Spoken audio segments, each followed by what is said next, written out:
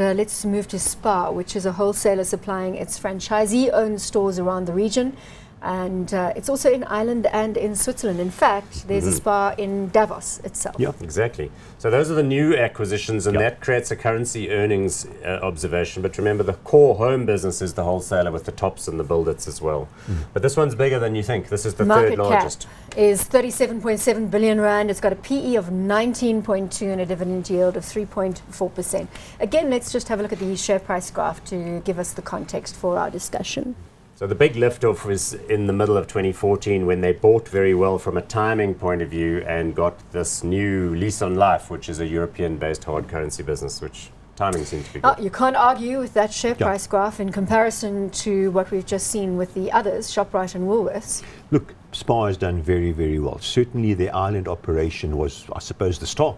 They did extremely well in Ireland, but even the South African operations were actually quite good.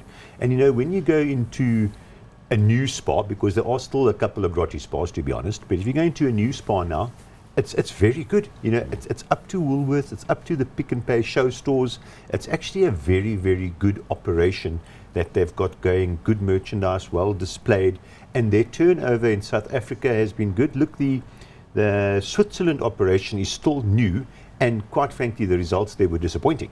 But they still obviously are optimistic about that. But the base, South Africa and Ireland, did well. So you've got a rand hedge here. Yes, and that gets more important as they build it out. Interestingly, operationally, so they run it from Durban, but now they've got people globally. I suppose the model is the same, and that is what South African companies, corporates generally are doing, is spreading their wings, and now we'll be able to see how well they can perform globally. Well, it looks as though you may be late to the table in terms of picking up Spar at current levels. Yeah, 19 look, 19 PE. PEs, yeah, it's not bad at all. It's reasonable value. This year will be better than last year. So you'd still pick it up now?